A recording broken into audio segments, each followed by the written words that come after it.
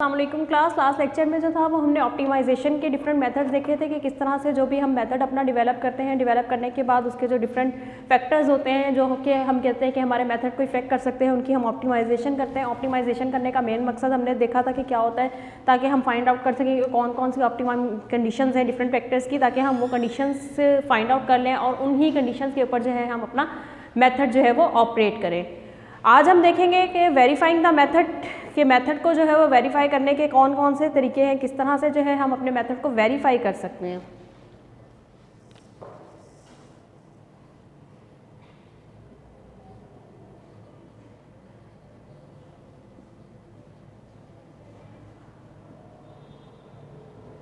Method को develop कर लिया, डेवलप करने के बाद उसकी ऑप्टिमाइजेशन कर ली, ऑप्टिमाइजेशन करने के बाद हमने उसको वेरीफाई करना है। वेरीफाई करने का मेन मकसद ये होता है कि जो आपका मेथड डेवलप किया गया है, क्या वो मेथड आपका जो है वो हर एक कंडीशंस के अंदर, हर एक इन्वायरमेंट के अंदर या कोई भी एनालिस्ट या कोई भी जो है वो उसको परफॉर्म करता है तो वो उसी तरह के रिजल्ट्स शो करता है या नहीं करता, तो उसको हम क्या करते हैं, वेरीफाइंग कहते हैं। वेरीफाइंग करने के डिफरेंट वेज हैं। एक सबसे कॉमन वेज जो होता है वो ये होता है कि अगर कोई भी ऑलरेडी कोई स्टैंडर्ड मेथड मौजूद है तो हम उसके साथ क्या करते हैं, अपना जो भी मेथड हमने डेवलप किया उसके रिजल्ट्स और जो भी मेथड ऑलरेडी स्टैंडर्ड मेथड मौजूद है उन दोनों के रिजल्ट्स को जो है हम कंपेयर कर लेते हैं और कंपेयर करके हम चेक कर लेते हैं कि हमारा जो मेथड है वो ऑप्टिमाइज्ड वेरीफाइड मेथड है या नहीं, या वो उस तरह के एक्सेप्टेड रिजल्ट देता है या नहीं। इसके अलावा जो मेथड को वेरीफाई करने के स्टेप्स होते हैं वो डिफरेंट स्टेप्स होते हैं। Most commonly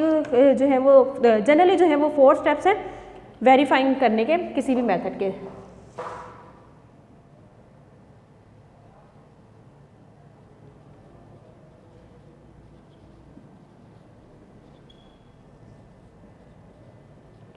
for verifying a method, जिसमें फर्स्ट है सिंगल ऑपरेटर कैरेक्टरिस्टिक्स,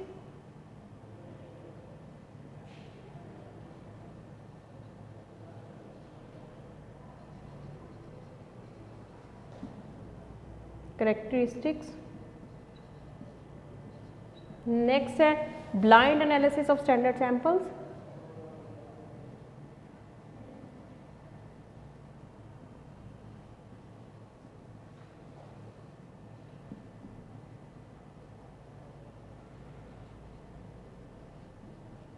नेक्स्ट है रजडनेस testing,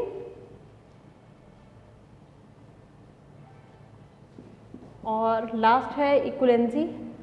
testing.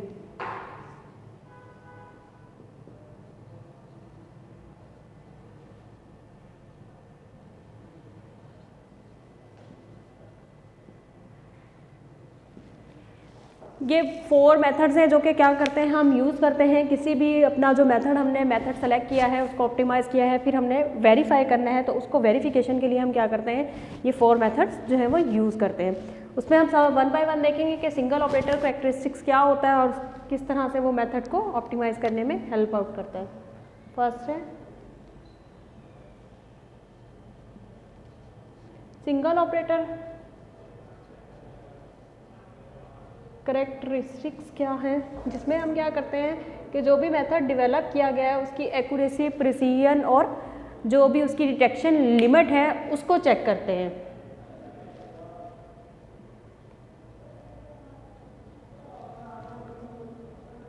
Accuracy, precision and detection limit of the sample whose composition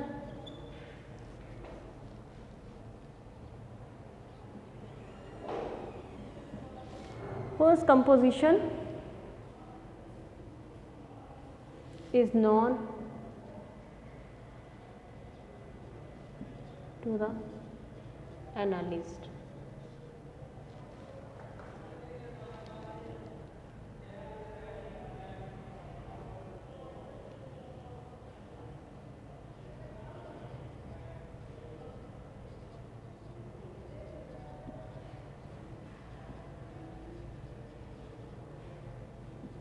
Whose composition is known to the analyst.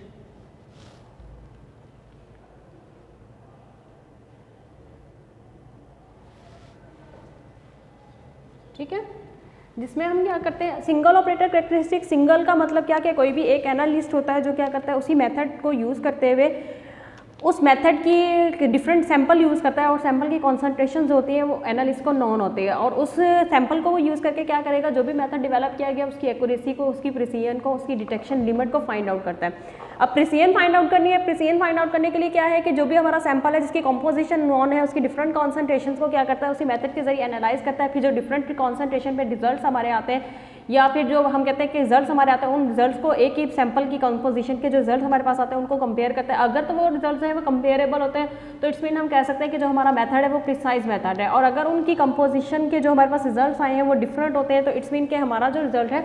वो जो हमारा method develop किया गया वो precise नहीं है। एक्यूरेसी हम इसी तरह से चेक करते हैं कि अगर कोई भी स्टैंडर्ड मेथड ऑलरेडी डेवलप्ड है तो उस मेथड के जरिए सैंपल को एनालाइज करेंगे, और जो आपका मेथड डेवलप किया गया उस मेथड के जरिए अपने सैंपल को एनालाइज करते हैं। फिर दोनों की जो रिजल्ट्स हमारे पास आते हैं उनको कंपेयर करके उनकी बेसिस पे हम क्या करते हैं एक्यूरेसी को जो है वो इवेलुएट करते हैं। थर्ड वन जो है वो डिटेक्शन लिमिट है। डिटेक्शन लिमिट का मतलब ये होता है कि हम कहते हैं कि मिनिमम कितनी कॉन्सेंट्रेशन तक जो है वो हमारा जो मेथड हमने डेवलप किया है वो कितनी मिनिमम कॉन्सेंट्रेशन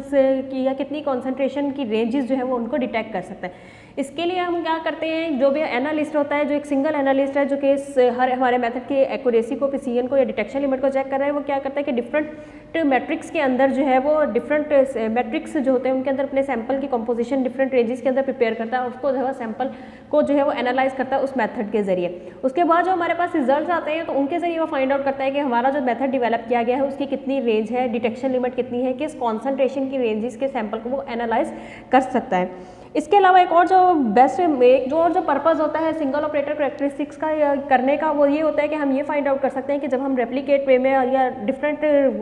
टाइम में जब अपना टेस्ट जो सैंपल जो है वो एनालाइज करते हैं तो हम फाइंड आउट कर सकते हैं कि अगर उनके अंदर कोई भी एरर्स हैं या कोई भी प्रॉब्लम्स हैं तो वो डिटरमिन हो सकते हैं और हम उनको क्या कर सकते हैं, रेक्टिफाई कर सकते हैं, ताकि जब हमारे जो प्रोसीजर हमने डेवलप किया है जब वो वेरीफाई हो तो या फिर जब हमें उसको एक स्टैंडर्ड मेथड कहना है तो उसके अंदर इस तरह की कोई प्रॉब्लम ना आ सके। सिंगल ऑपरेटर कैरेक्टरिस्टिक इसको इसीलिए कहा जाता है कि एक सिंगल एनालिस्ट होता है जो कि सारी हमारा जो भी मेथड है उसकी एक्यूरेसी को, उसकी प्रिसीजन को और उसकी डिटेक्शन लिमिट को वेरीफाई करता है। उसके बाद हमारे पास नेक्स्ट आ जाता है वो है blind analysis of standard samples.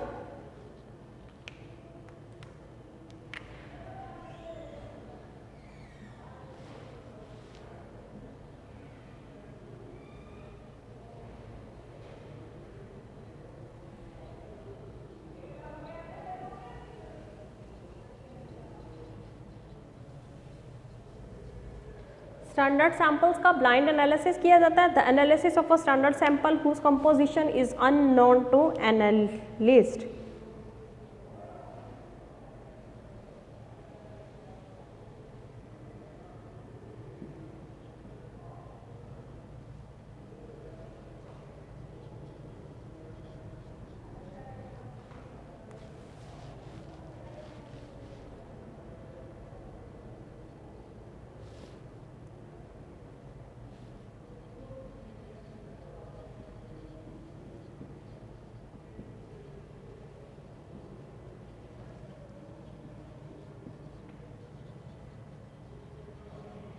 ठीक है,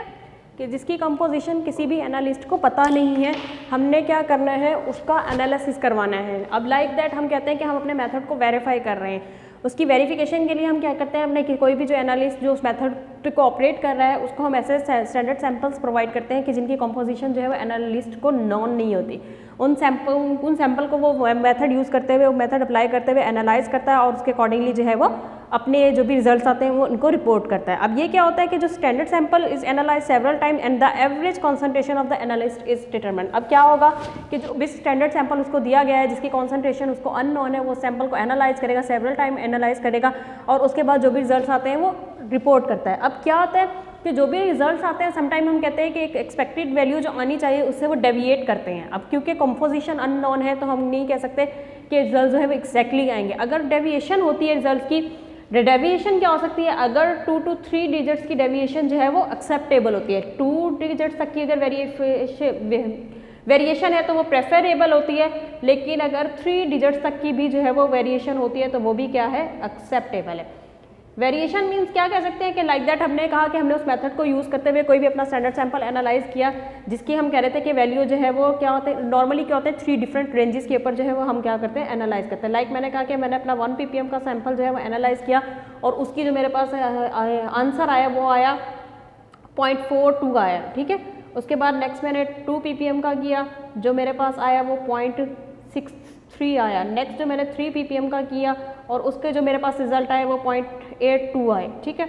ये क्या है, जो मैंने एक्सपेरिमेंटली जो मेरा प्रोसीजर था, मेथड था, उसके अकॉर्डिंगली किया। और अगर मैं इनकी स्टैंडर्ड वैल्यूज़ के साथ कंपेयर करती हूँ, मैं कहती हूँ कि स्टैंडर्ड वैल्यू इसकी कितनी थी 0.41, इट्स मीन कि ये कंपेरेबल है, ये एक्सेप्टेबल है। अगर नेक्स्ट मैं कहती हूँ कि मेरी पास वैल्यू थी, जो स्टैंडर्ड वैल्यू है वो 0.68 है, ठीक है। अब ये क्या है, इन दोनों वैल्यूज़ के दरमियान डिफरेंस 0.5 का है, तो ये एक्सेप्टेबल नहीं होती। मैक्सिमम जो के हम कहते हैं स्टैंडर्ड मेथड से जो हमारे पास वैल्यूज़ आती हैं उसकी, और जो एक्सपेरिमेंटल मेथड जो हमने मेथड डेवलप किया हुआ है उनकी वैल्यूज़ के दरमियान जो है वो डेविएशन मैक्सिमम प्रेफरेबल यही है कि 2 डिजिट्स तक का जो है वो डेविएट करे, लेकिन अगर 3 डिजिट्स तक भी प्रेफरेबल करती है तो वो हम एक्सेप्टेबल होता है। लाइक हम सिंपल टाइट्रेशन में करते हैं, हम कहते हैं कि अगर हमारी फर्स्ट आई है 10.1, सेकंड आई है 10.3, उसके बाद नेक्स्ट आ गई हमारे पास 10.5, तो हम कहते हैं कि ये 2 डिजिट से जो है वो डेविएट कर रही है, तो ये एक्सेप्टेबल है। लेकिन अगर हम कहते हैं कि हम एक स्टैंडर्ड मेथड के साथ कंपेयर कर रहे हैं और अगर एक्सेप्टेड वैल्यू में और इसकी वैल्यूज़ में 2 डिजिट से या 3 डिजिट से डेविएशन ज़्यादा हैं, तो वो वैल्यूज़ जो है वो एक्सेप्टेबल नहीं होती। लेकिन अगर ये डेविएशन कम होती है, स्टैंडर्ड वैल्यू स्टैंडर्ड मेथड से जो हमारे पास रिजल्ट्स आते हैं वो, और जो हमारा डेवलप्ड मेथड है उनके रिजल्ट्स जो आते हैं वो अगर कंपेरेबल होते हैं, तो हम कह सकते हैं कि जो हमारा मेथड है वो क्या है, वेरीफाई हो गया है, एक स्टैंडर्ड मेथड के तौर पर जो है उसको एक्सेप्ट किया जाता है। ब्लाइंड एनालिसिस इसको क्यों कहा, क्योंकि ब्लाइंड एनालिसिस हमने इसको इसलिए कहा कि जो भी एनालिस्ट होता है, जो भी उन स्टैंडर्ड सैंपल को एनालाइज कर रहा होता है, उसको उनकी कंपोजिशन के बारे में कोई आइडिया नहीं होता। उसके बाद नेक्स्ट हमारे पास आ जाता है वो है रिजिडनेस टेस्टिंग। रिजिडनेस टेस्टिंग क्या होती है वो हम देख लेते हैं।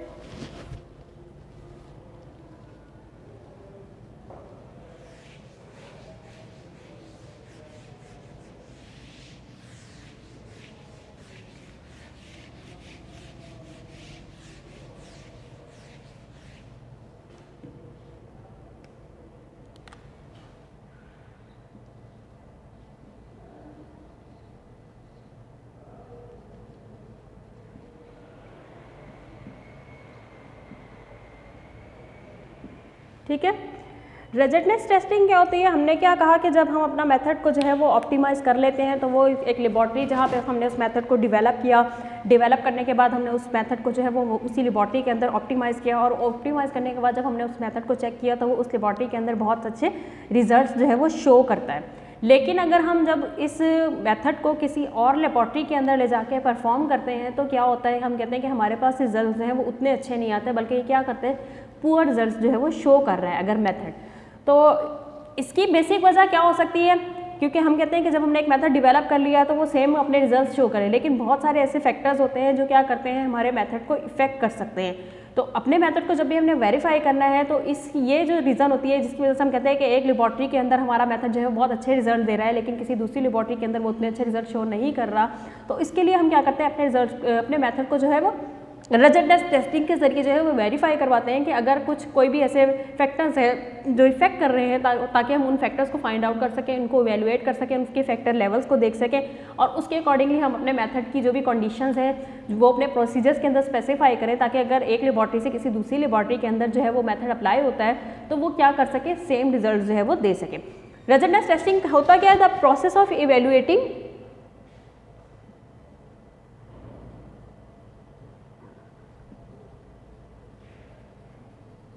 the process of evaluating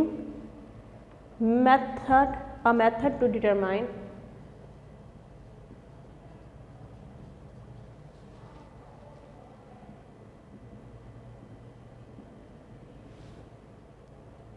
those factors for which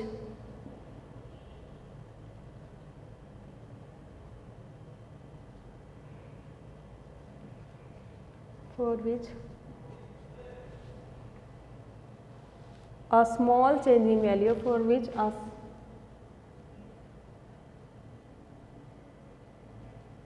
change in value has a significant significant effect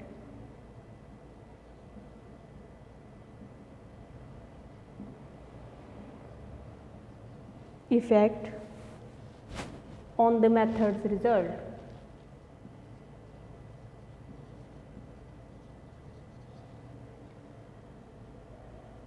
रिजल्टनेस testing क्या है? वो प्रोसेस है जिसके ज़रिए हम क्या करते हैं, उन फैक्टर्स को फाइंड आउट करते हैं जिन फैक्टर्स का हम कहते हैं कि अगर वो फैक्टर्स थोड़े से भी चेंज होते हैं तो उसकी वजह से क्या हो सकता है कि जो भी हमारे मेथड्स के रिजल्ट आने हैं उनके ऊपर बहुत ज़्यादा इफेक्ट हो सकता है। अब वो कौन कौन से ऐसे कंडीशंस या फैक्टर्स हो सकते हैं जो कि हम कह सकते हैं कि इफेक्ट करते हैं। हम कहते हैं कि जब हम किसी एक लैब से किसी दूसरी लैब के अंदर जाके परफॉर्म करते हैं तो हो सकता है जो दूसरी लैब के अंदर रिएजेंट्स मौजूद थे वो डिफरेंट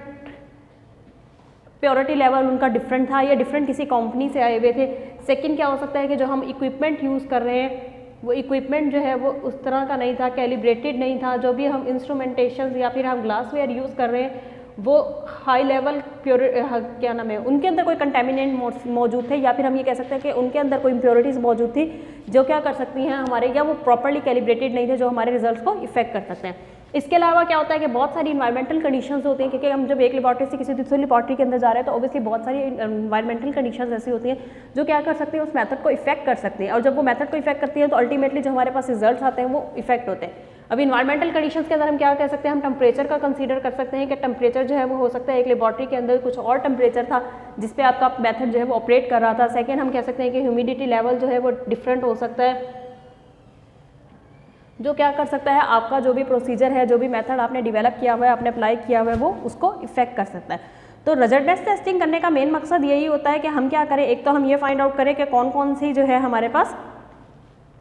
कौन कौन से जो है लेवल फैक्टर्स हैं ऐसे हैं जो हमारे मेथड को इफेक्ट कर सकते हैं। फिर सेकेंडली हम रिजल्टनेस टेस्टिंग के जरिए ये फाइंड आउट करते हैं कि वो फैक्टर लेवल किस हद तक जो है हमारे मेथड को इफेक्ट करता है। तो उसके अकॉर्डिंगली फिर हम क्या करते हैं, अपने जो भी प्रोसीजर्स या जो भी अपना मेथड होता है उसके अंदर जो भी पॉसिबल मॉडिफिकेशंस होती हैं, अमेंडमेंट्स होती हैं, वो डेवलप करते हैं। या फिर हम अपने प्रोसीजर जो हम रिकमेंड करते हैं उन प्रोसीजर्स के अंदर हम क्या करते हैं, उन कंडीशंस को स्पेसिफाई करते हैं कि अगर ये मेथड अप्लाई करना है तो इसके लिए ये जो है ये स्पेसिफिक कंडीशंस हैं जिनको अप्लाई किया जाता है। रिजल्टनेस टेस्टिंग जो है वो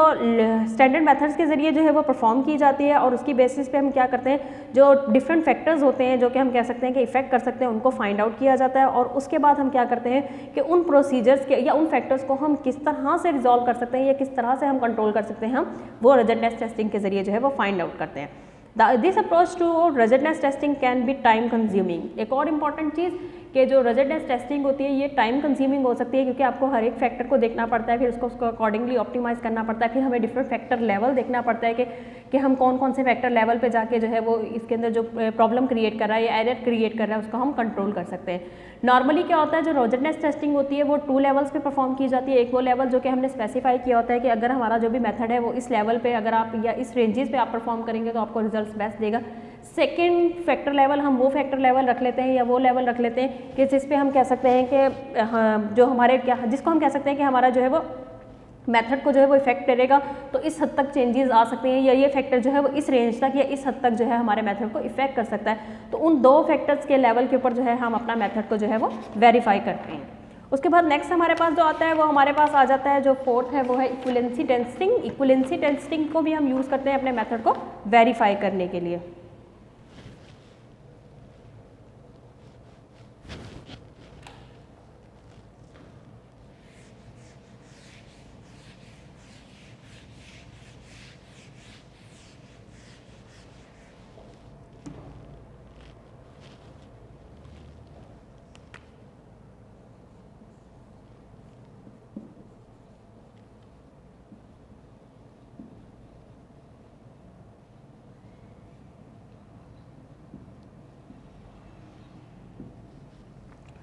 इक्विवेलेंसी टेस्टिंग जैसे कि वर्ड ही शो कर रहा है इक्विवेलेंट, इसके अंदर हम बेसिकली क्या करते हैं कि अगर हम कहते हैं कि जो मेथड हमने डेवलप किया है उसी से कोई मिलता जुलता या उसी तरह का कोई स्टैंडर्ड मेथड अवेलेबल है तो हम सेम सैंपल को स्टैंडर्ड मेथड से भी और अपना जो मेथड आपने डेवलप किया है, जो प्रोसीजर आपने डेवलप किया है, हम उन दोनों मेथड्स के जरिए जो है वो अपने सैंपल को एनालाइज करते हैं।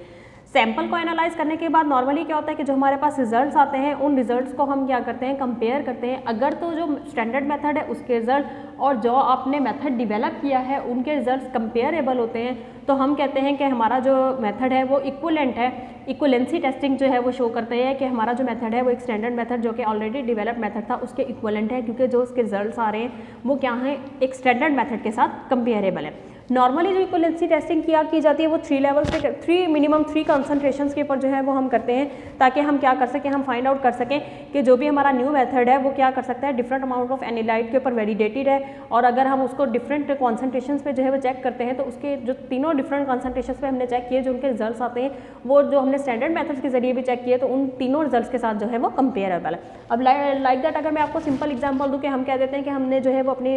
मेथड कोई भी डेवलप किया है और उसके ज़रिए हमने क्या किया, कोई सी 3 कॉन्सेंट्रेशन लाइक मैं कहूँ कि 0.5 मोलर और 0.6 मोलर और 0.7 मोलर पे जो है वो मैंने उनका चेक 3 डिफरेंट कॉन्सेंट्रेशन बनाई है। फिर मैंने उनको स्टैंडर्ड मेथड के ज़रिए एनालाइज किया है और फिर मैंने उनको जो है जो अपना मेथड मैंने डेवलप किया था, जो मेरा न्यूली सिलेक्टेड मेथड है, मेथड जो मैंने अपना डेवलप किया था जिसको मैं वेरीफाई कर रही हूँ उसके साथ मैंने किया। अब मैंने कहा लेट्स सपोज मैंने स्टैंडर्ड मेथड से एनालाइज किया तो मेरे पास जो रिजल्ट आए हैं वो 4.1 आया और जो मैंने मेथड अपना डेवलप किया अगर उसका 4.2 आ जाता है, अगर मैंने इसको जो है नेक्स्ट कंसंट्रेशन को किया 6.2 आता है, इसका 6.4 आ जाता है और यहाँ पे 7.3 है और यहाँ पे जो है वो 7.1 आ जाता है। अब यहाँ पे क्या है कि रिजल्ट्स जो है वो इनके कंपेरेबल रिजल्ट्स हैं, डेविएशन है लेकिन 2 to 3 डिजिट्स की डेविएशन है लेकिन ये रिजल्ट्स कंपेरेबल है। इट्स मीन कि जो हमारा मेथड जो हमने डेवलप किया है वो इक्विवेलेंट है जो एक स्टैंडर्ड मेथड के, क्योंकि जो स्टैंडर्ड मेथड्स के से हमारे पास रिजल्ट आते हैं और जो हमने न्यू मेथड डेवलप किया है उनके जो रिजल्ट्स आते हैं वो दोनों रिजल्ट्स कंपेरेबल हैं। इट्स मीन हम कह सकते हैं कि हमारा जो रिजल्ट है जो हमारा इसका मतलब क्या हुआ कि हमारा जो इक्विवेलेंसी टेस्टिंग है वो क्या होती है, हमारे मेथड के ऊपर अप्लाई होती है, इक्विवेलेंसी शो कर रहा है वो एक स्टैंडर्ड मेथड के जरिए और इस तरह से हम क्या करते हैं अपने मेथड को जो है वो वेरीफाई कर सकते हैं कि एक स्टैंडर्ड मेथड के साथ इसके रिजल्ट कंपेरेबल है। इट्स मीन जो न्यू मेथड डेवलप किया गया है वो एक एक्सेप्टेबल रिजल्ट देता है और वो एक स्टैंडर्ड मेथड्स के तौर पे जो है वो एक्सेप्ट किया जा सकता है। आज हमने जो था डिफरेंट वेज देखे कि हमने अपने मेथड को जो है वो वेरीफाई करना होता है, तो वेरीफाइंग करने के लिए हम क्या करते हैं, डिफरेंट वेज यूज़ करते हैं। 4 कॉमन वेज हैं जो यूज़ किए जाते हैं किसी भी मेथड को वे करने के लिए, जिससे सिंगल ऑपरेटर कैरेक्टरिस्टिक्स है, blind analysis of standard sample है, रजडनेस टेस्टिंग है, इक्विवेलेंसी टेस्टिंग है। सिंगल ऑपरेटर कैरेक्टरिस्टिक्स के अंदर मैंने आपको क्या बताया कि कोई सा एक ही सिंगल एनालिस्ट होता है जो कि नॉन कंपोजिशन ऑफ सैंपल को यूज़ करते हुए क्या करता है, हमारा जो मेथड है उसकी एक्यूरेसी को चेक करेगा, उसकी प्रिसीजन को चेक करेगा और इसके अलावा उसकी जो है वो डिटेक्शन लिमिट को चेक करेगा। इसकी बेस पे वो क्या फाइंड आउट करता है कि हमारे मेथड की एक्यूरेसी कितनी है, प्रिसीजन कितनी है, उसकी डिटेक्शन लिमिट क्या है। अगर कोई एरर दे रहा है तो वो एरर भी फाइंड आउट हो सकते हैं। इसके अलावा हमें इससे ये भी आइडिया हो जाता है कि कितनी कॉन्सेंट्रेशन की रेंजेस जो है वो हमारे इस मेथड के जरिए एनालाइज की जा सकते हैं। Blind analysis of standard sample के जरिए हमने क्या कहा कि ब्लाइंड एनालिसिस का मतलब ये होता है कि जो भी एनालिस्ट जो के परफॉर्म कर रहा है उसको उन सैंपल जो स्टैंडर्ड सैंपल है उनकी कंपोजिशन के बारे में नहीं आइडिया होता, तो इसके जरिए भी हम क्या करते हैं अपने मेथड को वेरीफाई करते हैं कि वो ब्लाइंड सैंपल्स को एनालाइज करता है और अपने रिजल्ट जो है वो शो करता है कि जो भी रिजल्ट्स आए हैं क्या वो एक स्टैंडर्ड मेथड्स के जो रिजल्ट आते हैं उनके साथ कंपेरेबल हैं या नहीं। नेक्स्ट हमने रजडनेस टेस्टिंग देखा जिसमें हमने देखा कि अगर कोई डिफरेंट अगर फैक्टर्स हैं जो क्या करते हैं, अगर हम किसी एक लेबॉर्टरी से किसी दूसरी लेबॉर्टरी के अंदर जाके वो मेथड अप्लाई करते हैं तो वो फैक्टर्स किस तरह से इफेक्ट करते हैं और उन फैक्टर्स को जो है हम किस तरह से कंट्रोल कर सकते हैं या किस तरह से हम अपने जो मेथड है उसके अंदर फैक्टर लेवल्स को जो है वो एक्सप्लेन करें या डिफाइन करें कि अगर हम ये मेथड अप्लाई कर रहे हैं तो इसके लिए ये कंडीशन जो है वो रिक्वायर्ड है। नेक्स्ट हमने इक्विवेलेंसी टेस्टिंग देख लिया जिसमें हमने कहा कि स्टैंडर्ड मेथड्स के जरिए और एक जो हमारा मेथड डेवलप किया गया था, न्यू मेथड डेवलप किया गया, उनके रिजल्ट्स को हम कंपेयर करके हम फाइंड आउट कर लेते हैं कि हमारा जो रिजल्ट है या जो मेथड है वो वेरीफाई है या नहीं। नेक्स्ट लेक्चर में जो था वो हम स्टार्ट करेंगे quality control and quality assurance के बारे में जो है वो अपना नेक्स्ट लेक्चर स्टार्ट करेंगे। Thank you so much. Okay, अल्लाह हाफिज़।